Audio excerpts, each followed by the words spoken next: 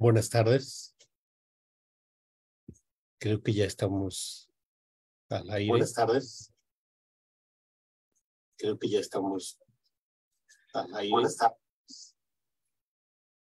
Creo que ya estamos al aire. Buenas tardes.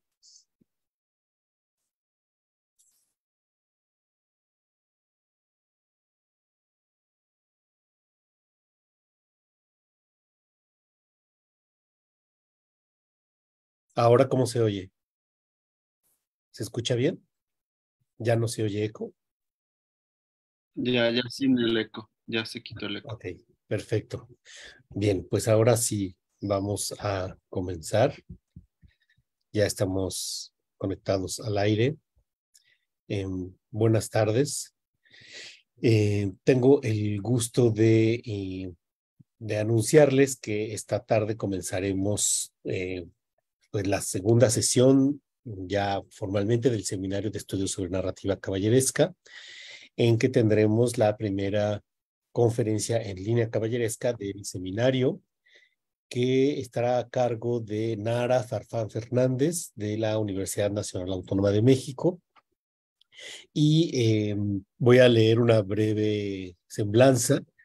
Brenda Nara Farfán Fernández es licenciada en Lengua y Literatura Hispánicas por la Universidad Nacional Autónoma de México, egresada de la Facultad de Estudios Superiores Acatlán. Ha trabajado como docente de nivel medio superior desde 2021. Actualmente es profesora del Colegio de Ciencias y Humanidades del plantel Naucalpan de la misma Universidad Nacional Autónoma de México. De igual manera es miembro del Seminario de Estudios sobre Narrativa Caballeresca desde 2019, donde participó como asistente de investigación en el proyecto PAPIT, la construcción narrativa en los ciclos de caballerías hispánicos. Sus intereses académicos se centran en la literatura medieval del siglo de oro español, especialmente en los libros de caballerías. Esta tarde, Brenda Nara nos va a dar la conferencia que se titula Una propuesta de clasificación de las aguas maravillosas en los libros de caballerías castellanos. Pues bienvenida, Nara, muchísimas gracias por aceptar esta participación y con mucho gusto te cedo la palabra. Bueno, muchas gracias por la invitación. Buenas tardes a todos. Y bueno, muchas gracias por la invitación otra vez. Voy a compartir pantalla para comenzar. Entonces, un momento. Artur.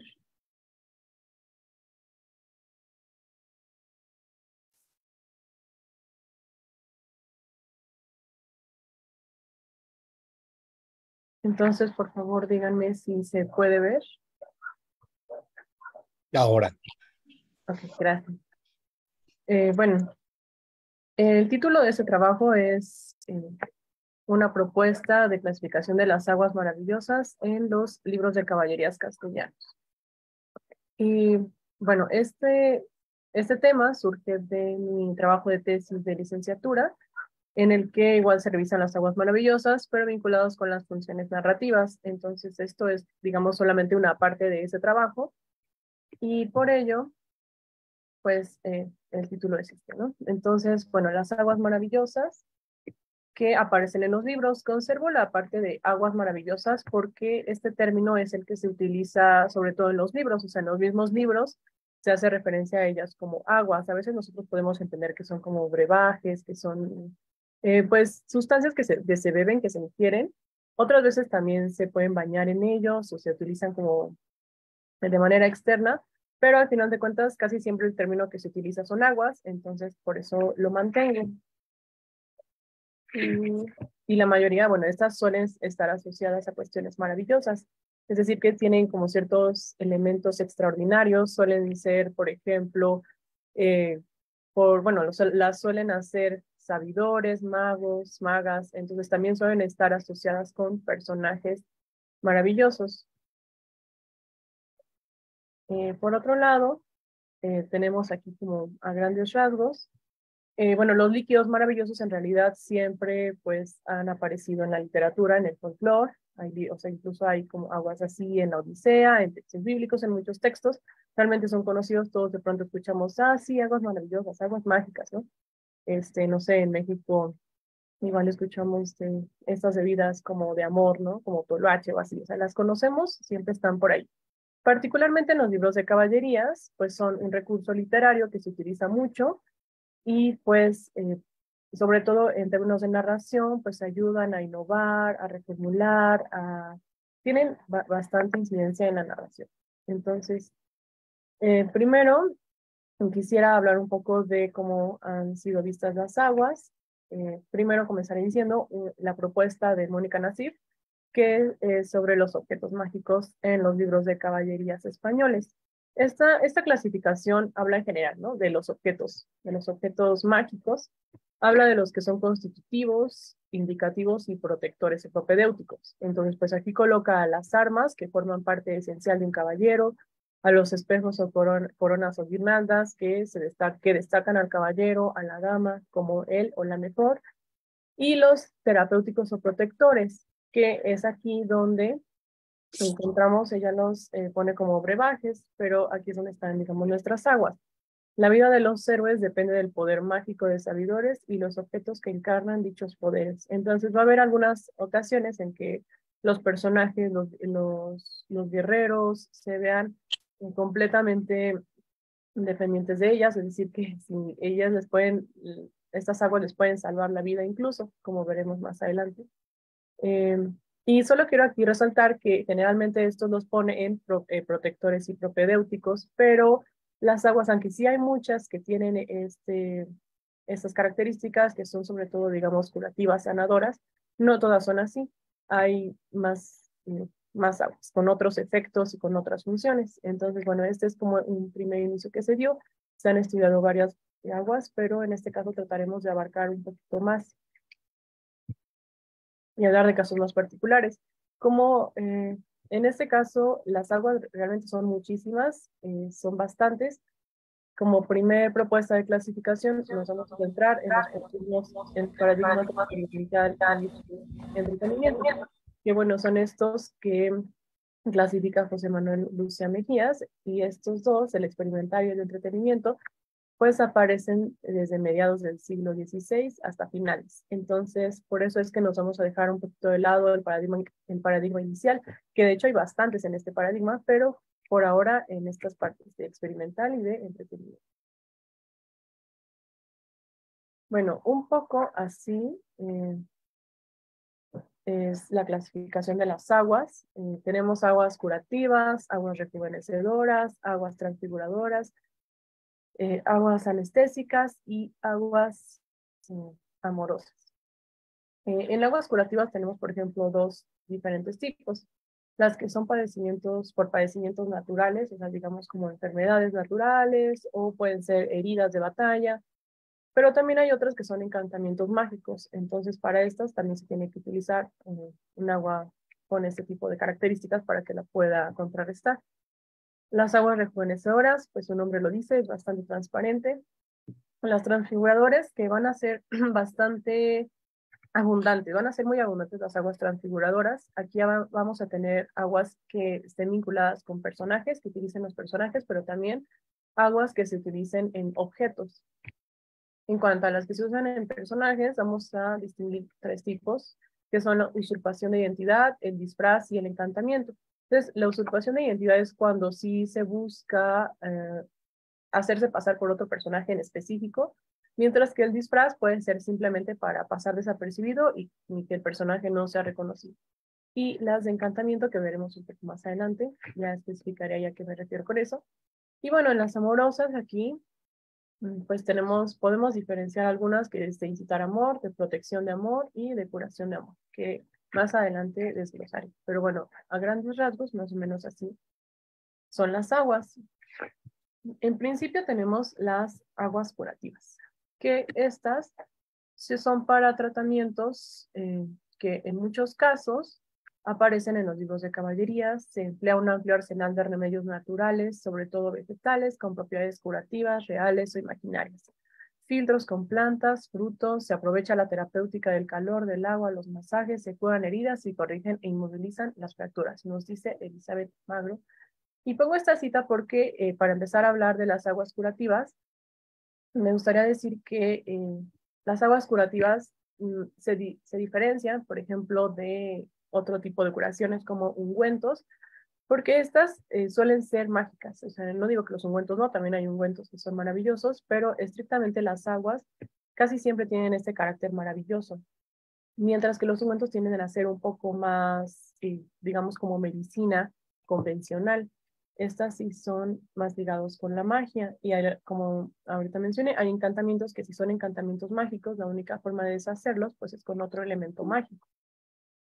Entonces, por un lado, las aguas curativas, como características generales, poseen propiedades de sanación para heridas y enfermedades, pero también para curación de encantamientos. Solamente aquí acotar un poco, porque ya lo mencioné, que aunque digo que heridas y enfermedades, porque en algunos textos así se dice, como ahorita veremos, la verdad es que la mayoría de estas se utilizan para curar heridas de batalla. La mayoría son con este fin. Una de las funciones principales es asistir a los guerreros durante las batallas, justo para eso. Justo porque los guerreros, cuando están en una batalla, necesitan seguir peleando, necesitan, si los están atacando, pues no pueden ellos verse vencidos. Entonces tienen que continuar con la batalla y eso es lo que se liga con el punto de abajo, porque esta inmediatez de sanación, como pueden sanar tan rápido, esto también acelera el ritmo narrativo. Porque mientras que en algunos se tendría que hacer una pausa, como no, y se fue a descansar 2 semanas para reponerse y otra vez enfrentarse, en este caso, ahí mismo en la batalla se toman el agua, 2 minutos, ya puede seguir peleando y otra vez lo hirieron, otra vez se toma el agua, otros 2 minutos y puede seguir peleando. Entonces acelera bastante en este sentido el ritmo de la narración. También pueden funcionar como tratamiento para casos de heridas mortales que ninguna medicina convencional podría sanar. Hay algunos casos en los que simplemente acelera la curación, o sea, digamos que quizá el personaje se pudo haber sanado dándole 1 mes de cuidados, de tratamientos, pero hay otras ocasiones en las que el personaje ya se ve en una situación tan crítica que la única forma de que se pueda salvar es mediante ayuda de un recurso mágico, de un recurso, sí, de algún recurso maravilloso. Entonces, aquí, por ejemplo, me gustaría mostrar estos ejemplos. Yo sé que es un poco larga la cita, pero es que es una cita textual, es del Cristalián de España. En el Cristalián de España hay muchas aguas y se recurre mucho a ellas. Primero hablando de las causas naturales, por ejemplo. Luego la doncella se desapareció y no tardó 3 credos cuando vino con el agua y Troilo dijo a Antíoco que luego desarmase al príncipe y así fue hecho.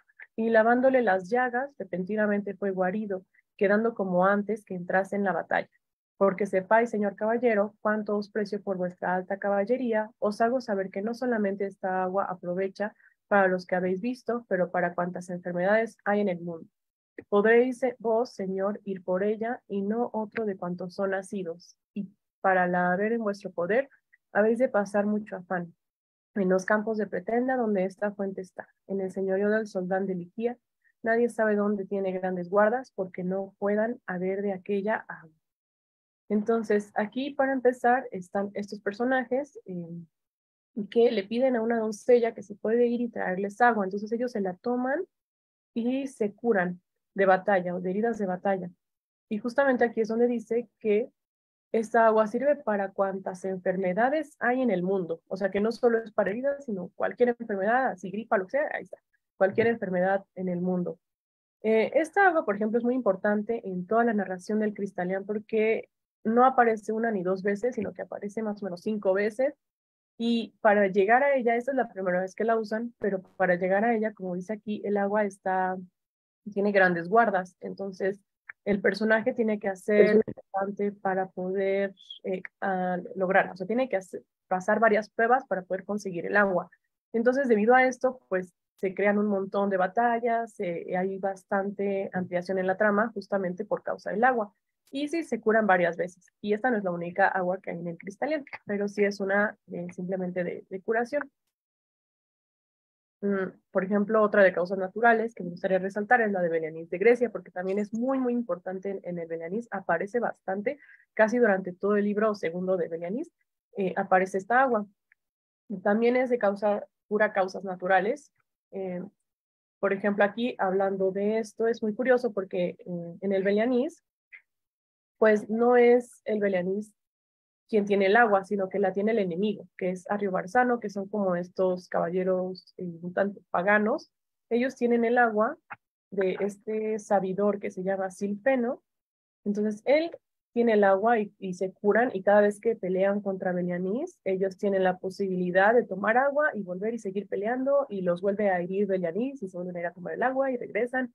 Entonces aquí, por ejemplo, resalta el agua en cuanto a que el personaje de Belianís no necesita estar tomando esa agua a cada rato, o sea, él pelea simplemente con sus fuerzas, mientras que los otros se toman el agua y aún así no logran vencerlo, ¿no?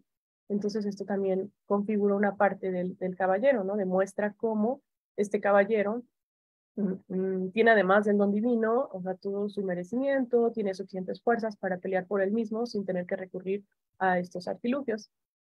Y entonces, bueno, esta agua aparece bastantes veces en la trama, a cada rato aparece, y de pronto hay un momento en el que Belianís tiene...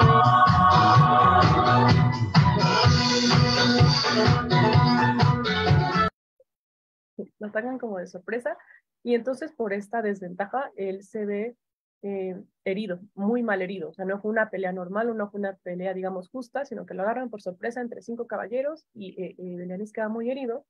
Por lo tanto, ya está así en su lecho de muerte, es muy crítica su situación, va a morir, y entonces está enamorada de él la doncella Imperia, que es hija de su enemigo. Digo, perdón, sí, hija de su enemigo, hermana de su enemigo, pero está enamorada de Belianís.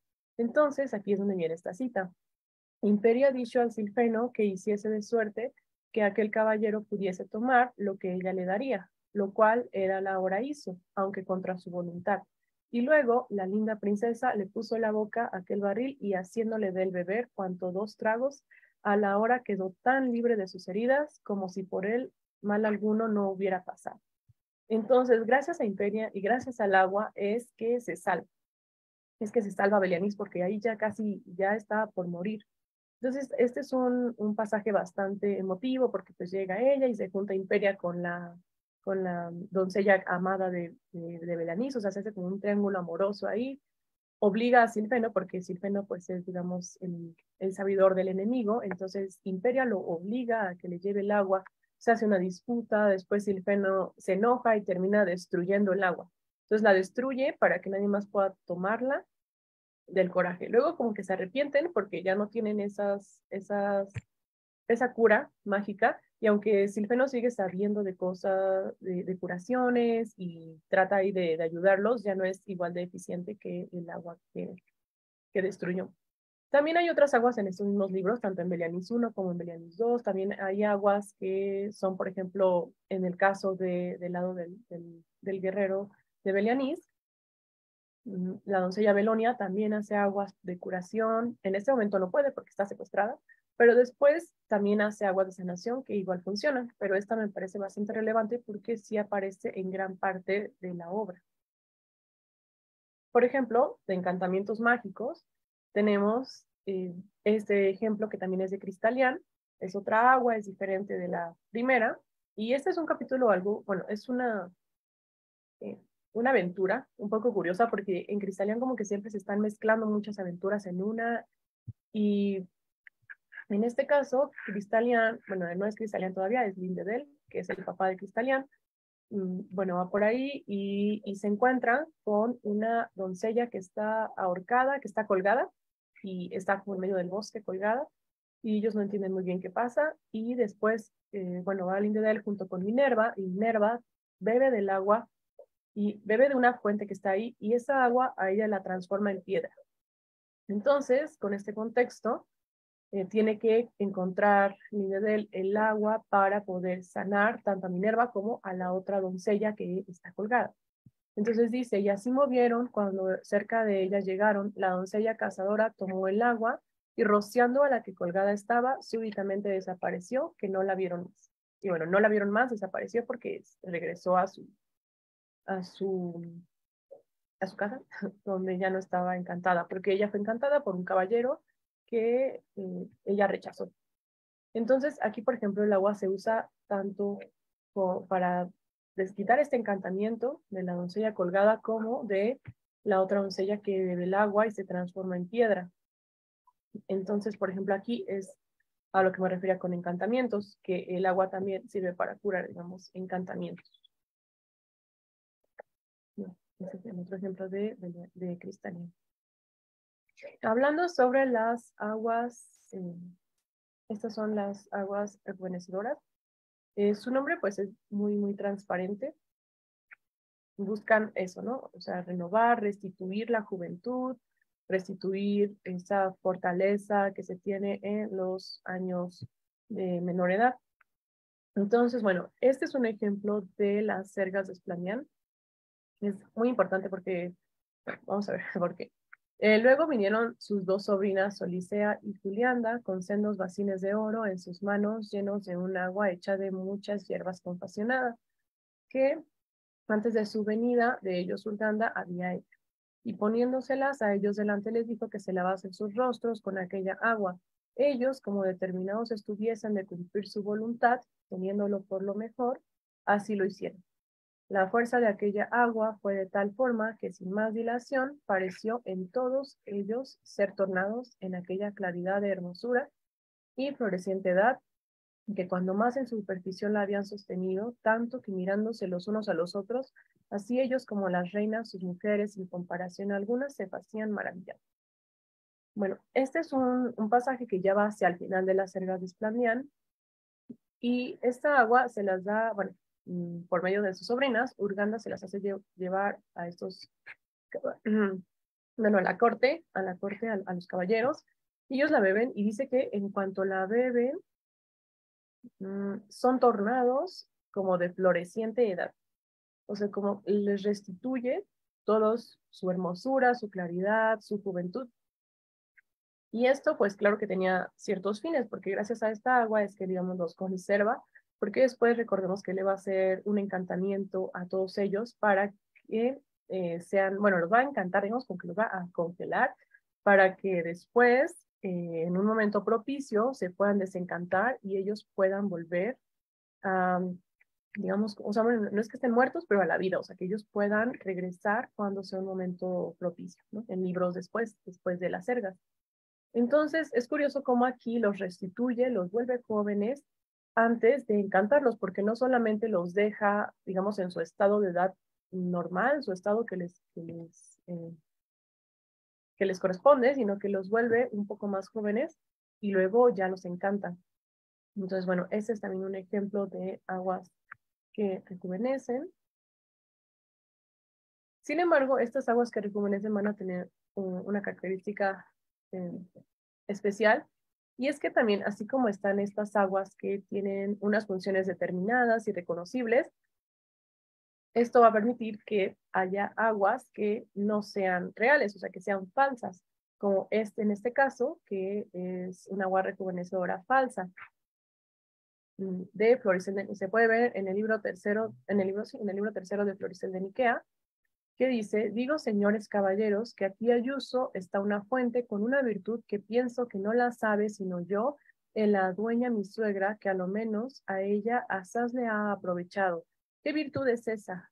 Dicho Moncano: por lo que os precio os diré, la que no pensé decir a ninguno, y es que bebiendo de ella, lavando las barbas y los cabellos, torna a los hombres como de primera edad.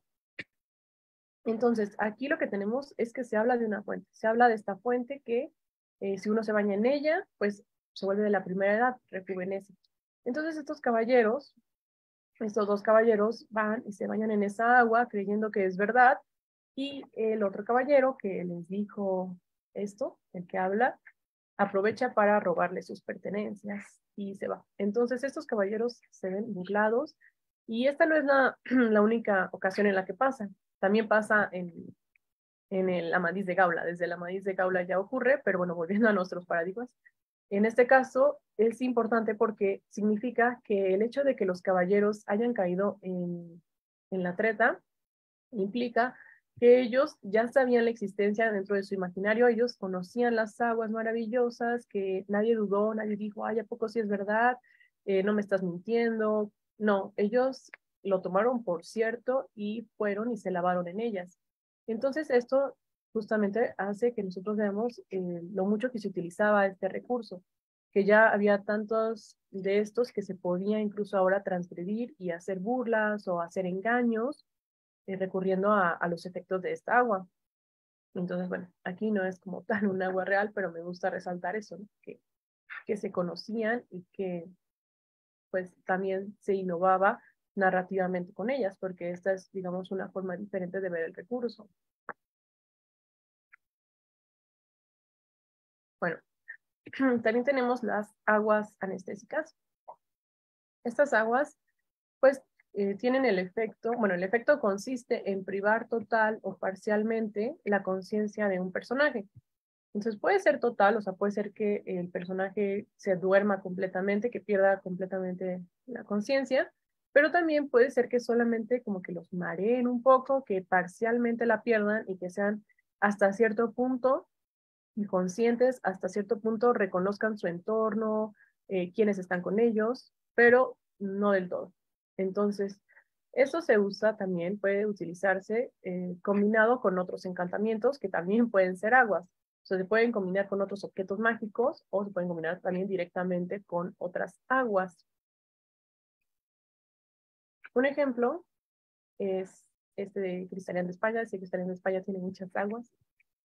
Bueno, pues siendo ya el príncipe de edad de 6 meses, o sea, tenemos un príncipe que ya era un niño, 6 meses, era un bebé todavía, y que sus papás pues comenzaban a pasar mucho tiempo con él, ¿no? A dar a sus padres aquel pasatiempo que los niños en tal edad acostumbran dar en sus graciosos meneos. Acaeció que estando el rey y la reina en su gran palacio trabajando con el niño en los brazos del ama, vieron entrar una siniestra, una muy hermosa ave de grandeza de un gavilán. En tanta su hermosura que todos pararon mientras de ella. Estándola mirando, comenzó a revolar por una y por otra parte, de la cual salía un menudo rocío de tan suave olor que a todos daba conhorte. Después que el rocío cayó, los que en el palacio estaban quedaron sin sentido y estuvieron por espacio de 1 hora. Y cuando volvieron a su acuerdo, hallaron menos al príncipe.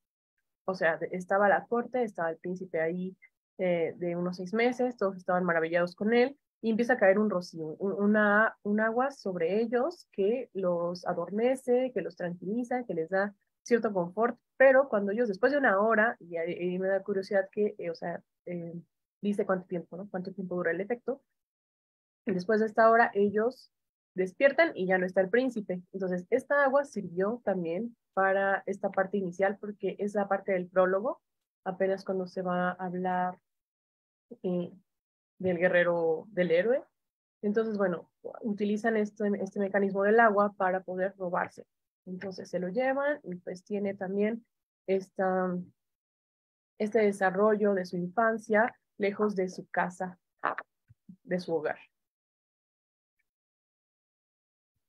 También, como ahorita mencioné, las aguas anestésicas funcionan también junto con otras. La mayoría son así. Por ejemplo, en el libro de Félix Magno hay una doncella que es Dulcinea y ella pretende forzar justo al caballero a Félix Magno para obtener su amor.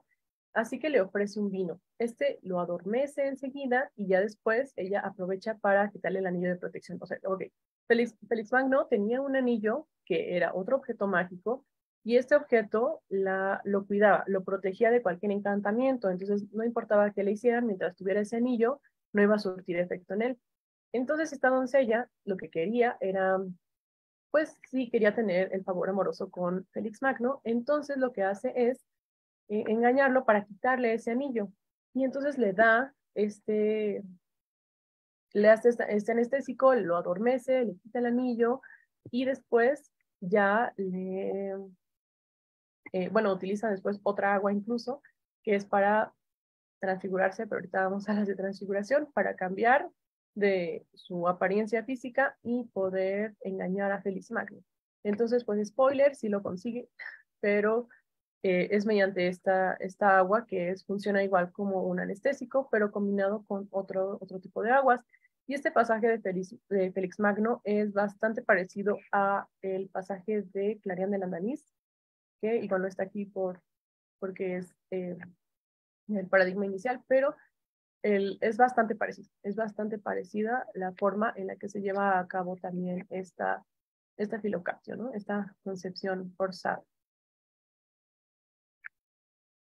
Bueno, las aguas transfiguradoras, entonces, estas me parece que son una de las aguas más abundantes que hay dentro de los libros. Hay en todos los libros, en todos los paradigmas, la verdad es que hay en todos y se tienen desde una tradición bastante anterior. Incluso, por ejemplo, en Lanzarote del Lago, en la materia artúrica ya había ciertas aguas así. Pero bueno, entonces, aquí estas aguas transfiguradoras modifican la constitución física de un personaje para cambiar de identidad. Y esto me parece importante resaltar que si se cambia la constitución física, es decir, si cambian físicamente, no es como un disfraz, no es que se pongan una manta, no es que se maquillen, no, es que de verdad cambia físicamente su cuerpo, su apariencia. Entonces, aparecen en todos los paradigmas de los libros de caballerías, o sea, es un recurso bastante prolífico, es un recurso que se utiliza mucho, y bueno, estos también, una de sus funciones principales es usurpar la identidad para conseguir un favor. Entonces, como lo decía hace un ratito, si se busca hacerse pasar por alguien, una persona en específico, a quien sí se le otorgaría un favor que el personaje desea, entonces se hace pasar por esa persona para conseguir el favor.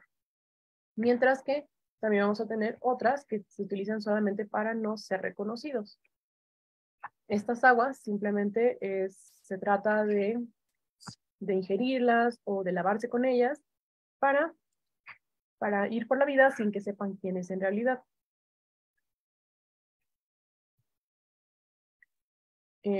Un ejemplo del primero, de la usurpación de identidad, está en el Amadís de Grecia.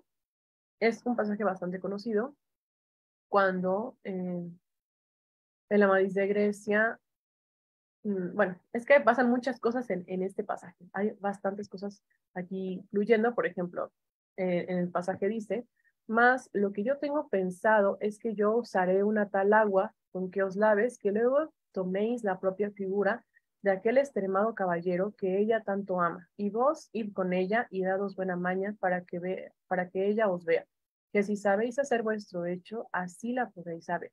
Entonces, ¿qué está pasando aquí?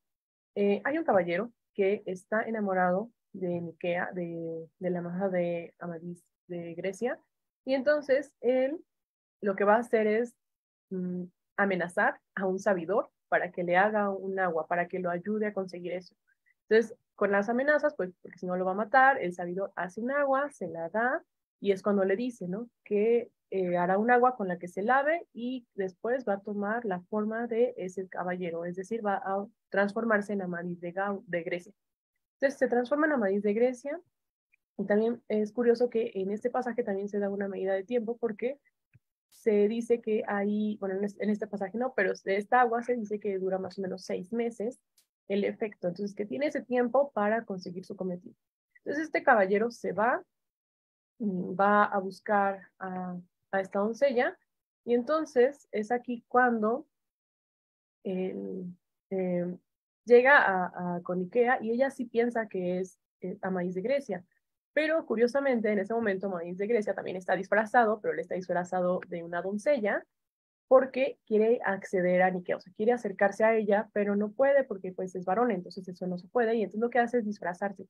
Y él no recurre a un agua, él sí se disfraza, él sí utiliza ropaje, utiliza ciertas vestimentas que lo hacen parecer una mujer, y como es muy hermoso y es muy bello, nadie duda de que es mujer. Incluso hay personajes masculinos que se enamoran de Belianís, perdón, de Amadís, siendo disfrazado de mujer.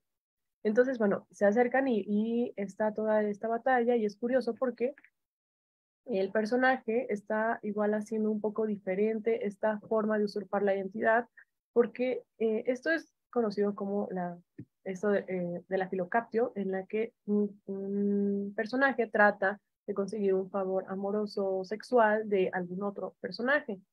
Y en este caso es curioso que es un hombre. Generalmente son las mujeres las que utilizan estos mecanismos maravillosos para poder forzar al hombre, como hablamos un poquito antes ahorita con Félix Magno.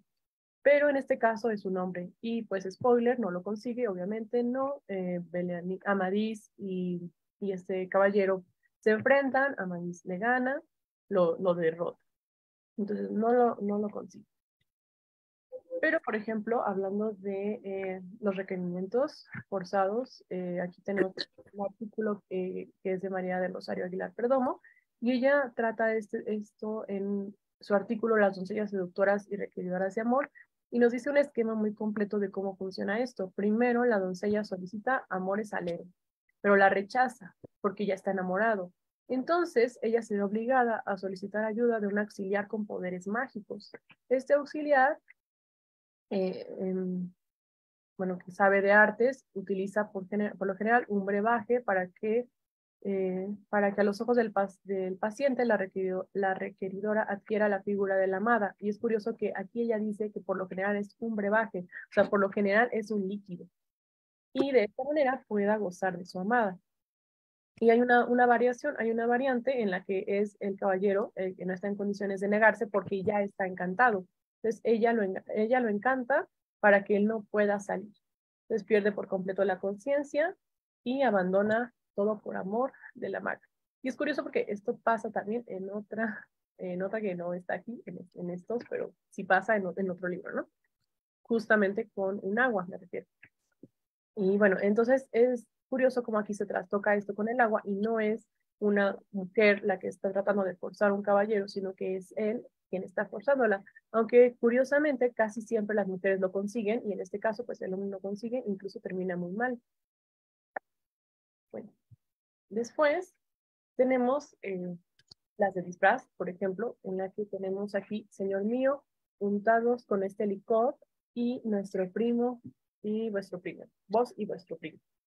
Los rostros y seréis tornados en figura de hombres viejos con barbas muy largas, porque si os conociesen, gran daño venía a vuestras señoras.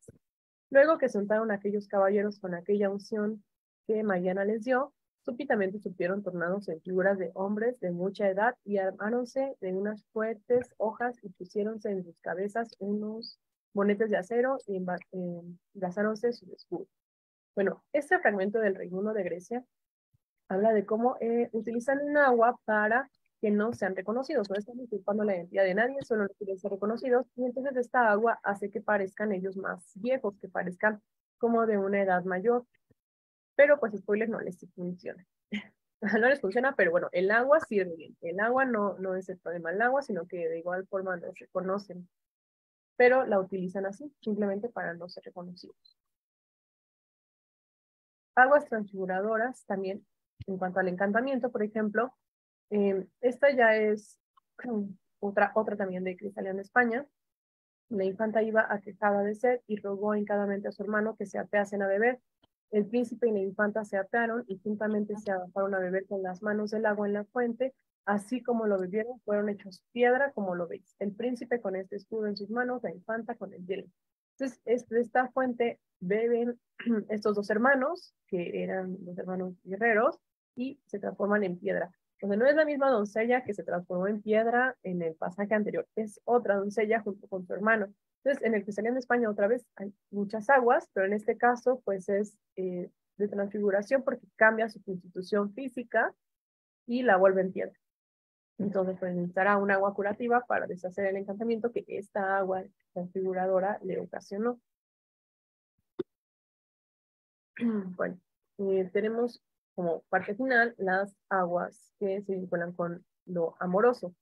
Entonces, en este caso, existen varias aguas que se vinculan con el tema amoroso, ya sea como la incitación del mismo, como protección o como curación. Y yo sé que aquí podrá decirse que como curación podrían entrar estas aguas dentro del rubro de curación, porque al final de cuentas, algunas veces se puede ver el amor como una enfermedad, pero me parece que funcionan diferente que las aguas de curación, que suelen verse como enfermedades, sobre todo heridas de batalla. Pero en este caso, me parece un poco diferente cómo funcionan estas aguas, porque mientras que las de curación pueden ser aguas que curen todos los males, aguas que curen cualquier enfermedad o cualquier mal, en este caso, estas aguas tienen una específica función que son las aguas para curar, para sanar de amores, o sea, específicamente de amores, no para otras cosas, solamente de amor. Entonces, bueno, aquí no podemos evitar pensar que las aguas para incitar amor no podemos evitar pensar en Tristán y Isolda, ¿no? Que tiene este texto, la idea de que pues este brebaje los incitó amorosamente, incluso hasta sexualmente, ¿no? Entonces, para incitar amor, tenemos, por ejemplo, el Febo el troyano, y en esto y en muchas cosas hablando, pasaron hasta que fue hora de irse a descansar, que dando Dragontina a Radamante una compasión amorosa, el encendido de su amor tuvo aquella noche acceso y qué hacer con ella. Entonces, aquí también hay una filocaptio, pero ya es directo, le da el agua directo y esa hace que él, como aquí dice, incendie su amor. Entonces, aquí no hay otra que para dormirlo y engañarlo, no. Es directamente el agua la que incendia este amor y pues si conciben un hijo, Dragontina no es como tal una gigante, pero es una mujer que se dice que es muy, muy grande y entonces tienen un hijo que después va a tener eh, cierta importancia dentro del texto. O sea, se abre también como una especie de párrafo, unos capítulos solamente para él. Y es algo que suelen utilizarse en las filocaptios. Y vimos que en las filocaptios, pues, por ejemplo, hay aguas de anestésicas, aguas de transfiguración, aguas que incitan directamente el amor. Entonces, todas estas van a estar alrededor de eso para poder concebir un hijo y que ese hijo después tenga importancia en la narración posteriormente. Entonces, gracias a esta agua, digamos que se abre un espacio narrativo, se abre un hilo que después se va a poder desarrollar. Hay obras en las que incluso se hace otra obra. Algunas nada más abren unos párrafos, abren algunos capítulos, pero hay otros que la filocaptio sí genera un nuevo libro. Entonces, eh, ese es, por ejemplo, la de amor. En cuanto a la protección de amor, por ejemplo, aquí tenemos un ejemplo de Flores de Nikea, del libro 1, donde unas doncellas dicen que en nuestra niñez hizo bañarnos con tal agua que cualquiera que quisiese contra nuestra voluntad, nuestro amor, de rabiosas vascas fuese atormentado hasta que dejase de poner las manos en ejecutar por fuerza tal deseo. O sea que aquí es una protección de amor. O sea, esas doncellas, ya que se bañaron en esta agua, no van a poder ser forzadas en temas de amor, ni sexuales, ni nada. De hecho, hay unos caballeros que lo están intentando, pero no lo logran. Entonces, es un poco de protección de amor, porque sí, ellas no van a poder ser así hasta que ellas, más bien van a estar protegidas, hasta que ellas no decidan que conceden su amor a algún caballero.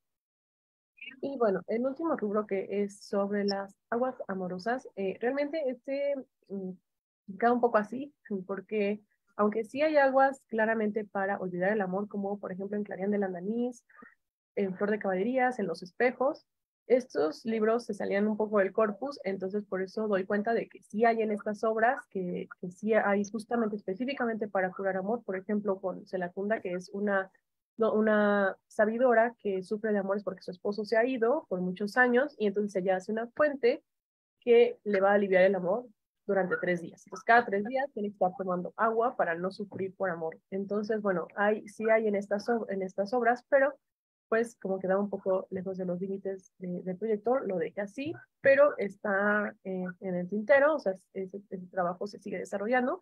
Entonces, por ahora, nada más doy cuenta de que existen. Más específicamente, tocará analizarlo en trabajos posteriores.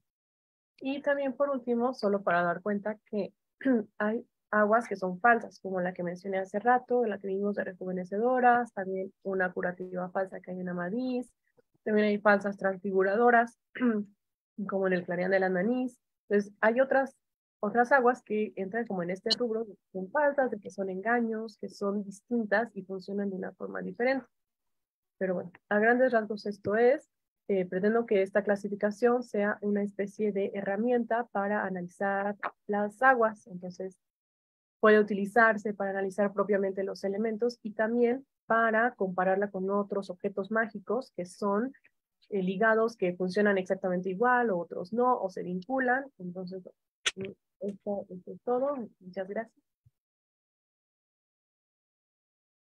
Muchas gracias, Brenda Nara Farfán Fernández, por esta interesante clasificación de aguas y hechizos y variantes. Pues bueno, pues estamos ante un tema que pues yo llamo de estos temas que a veces damos por sentados y que hace falta muchas veces justamente establecer estas clasificaciones y estos estudios, ¿no? Que las reúnan y que nos den cuenta los diferentes aspectos y variantes que tenemos en ellas. Y a lo largo del género, pues es muy interesante lo que tú has presentado. Muchas gracias de nuevo, Nara. Y estoy seguro que habrá preguntas, comentarios aquí en el Zoom y me imagino que también quizá en el chat del Facebook que hemos estado transmitiendo a este tiempo. Sí, Carlos Rubio Pacho. Tengo un hambre, bebé. Primero que María Tu micrófono, María. micrófono o cierras el Loaxa. No conecto. Sí están en las preguntas, yo creo que Listo. Bien, otra vez. Ahora sí, bueno, me parece interesante, Perdón. pero creo que habría que distinguir propiamente entre aguas, en el sentido de agua líquido natural, y aguas mágicas, porque bueno, esas sí existen y eso ya están, pues, como bien mencionas, no solo en la tradición artúrica, sino diríamos hasta en la tradición clásica. Y distinguirla de brebajes. Y pienso en brebajes porque, bueno, Axa no me dejará mentir acerca de que en Tristán lo que hay es un vino confisionado y allí hablamos de un vino que no sería igual que un brebaje que no necesariamente implique vino. Entonces, un poco en este sentido de la clasificación, porque como decías, hay aguas y que hay otras cosas más. Entonces, allí ya no serían directamente la simple agua, que bueno, podríamos pensar en agua, y allí sí pensé en un momento, porque María José tiene en uno de los volúmenes una clasificación de aguas, y allí sí tiene que ver entre las aguas marinas, aguas subterráneas, aguas mágicas, etcétera. O sea, sí, un poco lo que sería el mar frente a un río o el agua de beber frente a estas otras compuestos, ¿no? Entonces, yo creo que habría un poco que ir a estas clasificaciones mayores entre aguas naturales, agua H2O y unas aguas H2O más magia implícita, y otras donde ya hay una intervención, en algunos casos claramente humana mágica o de un mago, pero en el fondo sí es un ser entre humano y de la alteridad, donde lo que hace es una combinación, ¿no? A veces las aguas lo tiene por la simple palabra, o en otro caso sí ya con el añadido de hierbas y demás, ¿no? O sea, creo que en eso sería mucho más ilustrativo hablar de aguas naturales, o no hablar de aguas, sino en realidad de líquidos, ¿no? Me parece al menos como principio para abrir como dos grandes universos. Muchas gracias, Carlos. Nara, no sé si quieres comentar algo al respecto. Sí, entiendo esta parte. De hecho, como tal en el trabajo de tesis, sí es los líquidos maravillosos. Pero realmente esta variante de aguas la uso porque sí en muchos textos, aunque no son propiamente aguas como entendemos, así como el H2O, sí a veces ellos utilizan, ¿no?, agua confisionada. Entonces, como que dejé un poco este término que se utiliza en los mismos libros, porque incluso a veces se dice vino y luego le dicen agua, entonces hay un poco como de variación en el nombre, pero pues sí entiendo que igual líquido engloba más, ¿no? Sería como un poco más fácil y no encasillar que sea específicamente agua o que sea específicamente un brebaje. Y también es verdad que hay diferencia de aguas, o sea, hay aguas que están ahí en la fuente, o sea, que la fuente ya estaba ahí, no sé, por voluntad divina o porque estaba ahí la fuente, y otras aguas que sí son hechas por algún sabidor. Entonces sí, también es verdad que están estas diferencias. Muchas gracias. Bien, gracias, Nara. ¿Alguna otra pregunta o algún otro comentario? Yo quisiera, si no hay alguien que por lo pronto quiera preguntar, es que no veo las manos. Yo quisiera comentar algo, Nara, que me llamó mucho la atención respecto a esto que señalabas, o que hablaste de algunos casos, de la duración de los efectos, ¿no? Como es algo que no sé qué tan, no recuerdo en realidad qué tanto lo tienes, porque lo has mencionado, pero como quedó como, en algunos casos es un tiempo, en otros es otro, ¿no? Y en este caso último que mencionabas, no recuerdo el nombre del personaje, ¿no? De que decías que le duraba 3 días el efecto, ¿no? De que tenía que estar tomando todo el tiempo el agua. Pues es interesante eso, ¿no? Un elemento más para estos tipos de aspectos que creo que lo dejaste como muy de lado en cada uno de los aspectos y que generalmente, por ejemplo, en el Tristán de Leonís o las versiones de Tristán, ¿no? En realidad, en todas esas versiones, el filtro de amor, pues en realidad no queda muy, en algunos queda claro y en otras no, según la versión, qué tanto dura el efecto, ¿no? O no se dice, pero entonces ya no sabemos qué tanto todo el enamoramiento fue efecto del filtro o fue finalmente que sí se enamoraron, ¿no? Y entonces ya no hubo necesidad de filtro. O sea, hay una especie de variantes que creo que es interesante también pues desarrollar un poquito, ¿no? Pero no sé tú si esto lo exploraste algo o no. Sí, el problema es que no son muchos los que lo mencionan. O sea, los que yo dije, eso sí, ¿no? Dicen 6 meses o dicen 3 días, pero muchas aguas no, muchas aguas simplemente se dice, se utilizó un agua tal, pero no se dice cuánto dura o no. Entonces, por eso no lo resalté tanto, porque en muchas de ellas no se especifica. Claro, y que además el efecto a veces es parte también de recuerdo también en el Tristán de Leonís, no, perdón, no en el Palmerín de Olivia, ¿no? Esta chica pero no fue por efectos de aguas, es un que huele una flor y entonces queda encantada, ¿no? Pero también hay un efecto de un tiempo, ¿no? Hasta que alguien resuelva el encantamiento, ¿no? Se vuelve una aventura guardada para alguien, aunque no sea agua, ¿no? Pero sí, en el caso de los líquidos, más bien para lo que decía Carlos, pues se vuelve algo interesante, ¿no? Estos tiempos que muchas veces no nos mencionan los libros de caballerías, ¿no? Quedan muy ambiguos. Entonces, bueno, era simplemente esto. Pero hay comentarios, algo dice, te comenta algo Walter José Carrizo en el Facebook, dice, hola, me encantó la exposición. La única inquietud que me surge es si has identificado algunos basamentos folclóricos detrás de estas aguas en propiedades extraordinarias, con propiedades extraordinarias.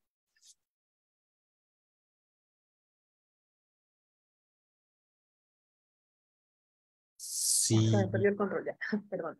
Sí, bueno, creo que en general todas las aguas tienen como de una tradición, o sea, sí, el folclore, creo que yo creo que sí, porque al final de cuentas, pues dentro del imaginario están, ¿no? Se conoce, nadie, no sabemos quién las inventó, o sea, no se puede rastrear a alguien porque siempre han estado ahí, incluso ciertas aguas, ¿no? Que curativas, por ejemplo, en la tradición bíblica, ¿no? Que se menciona que había aguas que en esas aguas, no sé, que un ángel bajaba y nadaba en esas aguas, podían después las personas ir y curarse, ¿no? Ahí. Entonces, como que las aguas siempre han estado dentro del folclore y particularmente estas, yo creo que unas se ven muy evidentes de las tradiciones anteriores, inmediatamente anteriores, ¿no? Como por ejemplo la artúrica, o sea, esto de Lanzarote, cuando Merlín hace un agua para que eh, puedan disfrazarse y también ir a otra, como una especie de concepción forzada también, ¿no? Y pues yendo más atrás incluso, ¿no? O sea, en, en la literatura clásica, ¿no? Estas aguas de Circe, ¿no? Para convertir a los hombres en cerdos, ¿no? Utilizaba también un agua. Yo creo que, sí, que siempre el folclore está aquí, ¿no? O sea, también como quizá no textos literarios, pero siempre escuchamos de ciertas aguas que son sobre todo, por ejemplo, para eh, surtir amor sobre alguien, ¿no? Como estos toloaches o los amarres, ¿no? Que siempre están ahí, o sea, como que es algo que siempre se ha conocido y es difícil rastrearlo, pero sí tenemos como algunas referencias clásicas o concretas que se parecen bastante a cómo se desarrollan en los libros de caballerías. Bien, gracias. Hay otro comentario en el chat del Facebook Este es de Yaquisac Jair Bonilla Pérez. Dice, las características mágicas de las aguas tienen relación con lo divino. Perdonen si lo mencionaron en principio, es que llegué tardecillo.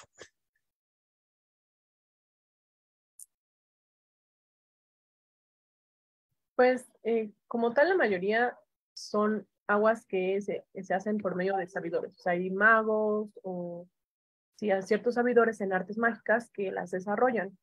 Pero pues también se entiende que, por ejemplo, estos sabidores cuando son del lado del héroe suelen tener, digamos, como este favor divino, ¿no? O sea, no es como que directamente sea Dios quien las haga, pero como que están un poco de ese lado, ¿no? No necesariamente se especifica y no se dice, podemos entenderlo así. Y por otro lado, no hay ninguna que directamente, bueno, yo no encontré ninguna en estos libros que directamente te diga que, pues, no sé, por mano de Dios o por un milagro o algo así. Realmente no, la mayoría sí son confesionadas y si no, pues solamente estaban ahí ya en la naturaleza. No sé si esto sí implique que sea una cuestión divina, que Dios la puso ahí, pero en general así directamente que se vea que es por mano divina, yo creo que Mm.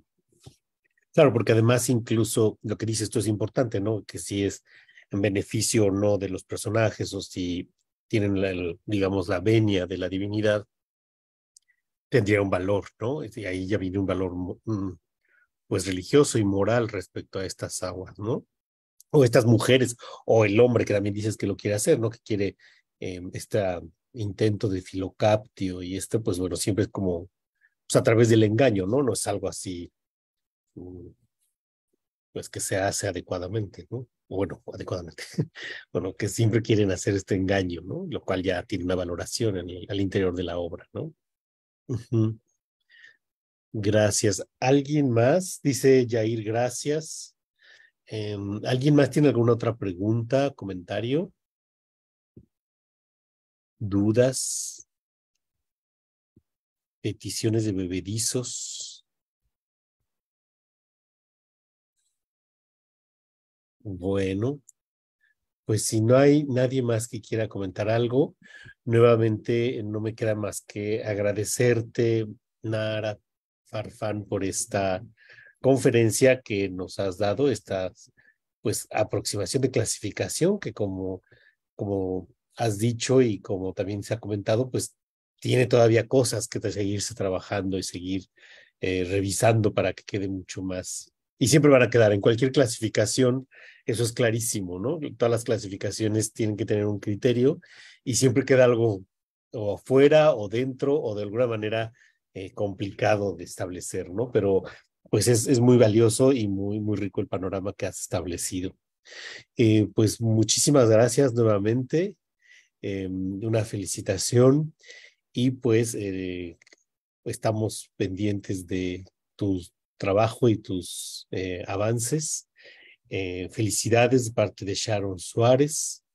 Y pues antes de que terminemos, me gustaría invitarles a que, a ver, ay, invitarles a que si están interesados se inscriban a este seminario en línea que va a impartir la doctora Andrea Flores.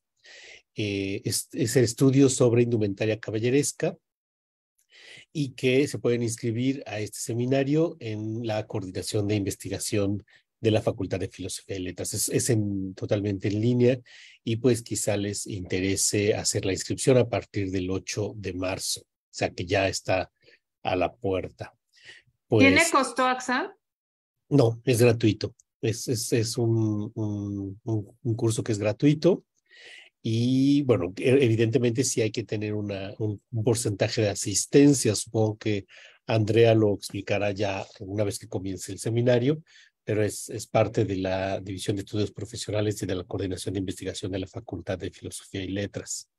Entonces, bueno, pues creo que sí vale la pena quienes quieran ahondar en el tema de la indumentaria en la literatura caballeresca. Y pues nuevamente, muchísimas gracias por su asistencia. Felicidades nuevamente, Nara, y gracias por la conferencia. Y pues nos has dejado con sed ahora querremos tomar algún vino conficcionado. Gracias, buenas tardes y que estén muy bien. Hasta luego.